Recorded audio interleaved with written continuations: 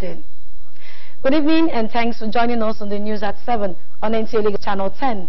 I am Priscilla Nkwocha and my sign language interpreter is Olaoluwa Bayonle. A three-story building with a penthouse collapsed at about 10:30 this morning at Itafaji Street, very close to Tinubu Square in Lagos Island. Thomas Ogbete reports that about 25 persons, including nursery and primary school pupils, were rescued at the time of filing this report, while some were reported dead. Visit to the scene of the collapsed building showed rescue operations at Obja by officials of the Lagos State Emergency Management Agency, LASEMA, Nigerian Police Force, Lagos State Fire Service, and many others. The three-story building was said to have been housing a nursery and primary school, shops, and residential apartments.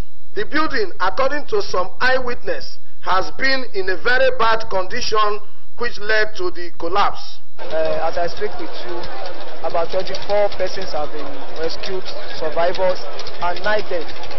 And rescue operation is on. You can see LASEMA, LASCA, and other paramedical agencies and security are on. And that is what we are doing. It's a three-story building with a penthouse. The penthouse and the last floor is a school, a nursery school for small children. It average about 50 people. Because this thing happened this morning without the notice of anybody, but they have been noticed before. I think they have told them, they have alerted some before this thing happened this morning. So I think it is advising for the government to please help us check on the other buildings in the area so that they will know which one is stronger. As at the time of filing these reports, the 24 people rescued has been taken to the hospital for medical attention, while about 9 deaths had been recorded. In Lagos, Thomas Ogbete, NTA News. Meanwhile, Lagos State Governor Akinwumi Ambode has visited the scene of the three-story building which collapsed in Itafaji area of Lagos Island, where he commiserated with families of victims who lost their lives, most of whom are children. Nosa Usla has the details. The three-story residential building located at 14 Massey Street, opposite Oja Itafaji, housing a primary school on its penthouse, caved in at about 10 a.m. in the morning, trapping scores of pupils of the school in the process. Governor Ambode described the incident as unfortunate, however appealing to residents to allow rescue operators the space to carry out their operations without any hindrance so as to rescue more children still trapped under the rubble. We have rescued about 25 people and almost about some already dead. But we were earlier informed that it was a school, it's not technically a school, it's a residential building that is actually accommodating an illegal school, so to speak, on the second floor. And all we're trying to do is to continue this operation. Our response units are already here, and we're getting additional cranes to be able to go deeper down where we are now to rescue more lives. The governor said his deputy, Dr. Idiat Adebule, had also visited the hospitals where some of the victims rescued had been taken to, assuring that the state government would immediately take over their treatment and foot their entire bill.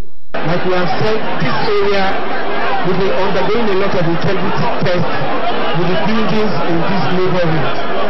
And as you can see, some of them have been marked for demolition.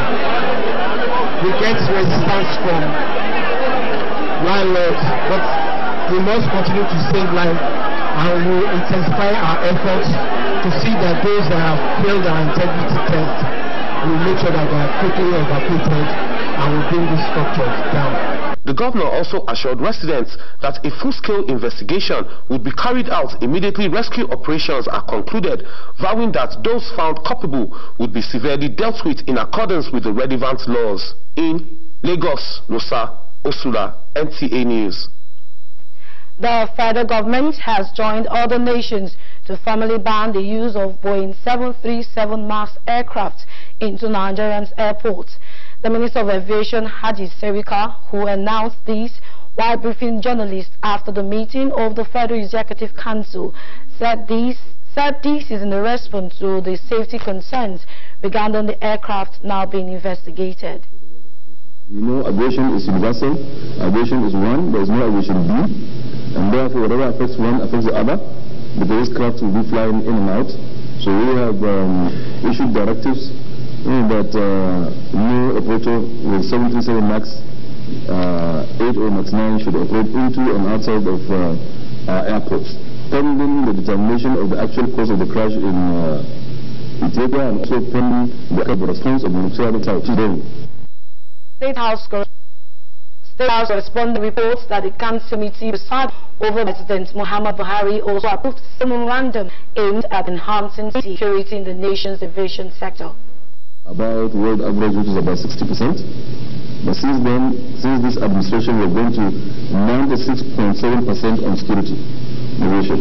And also, within the next, by May, we'll be scoring above 98 in security and also above 98 in safety.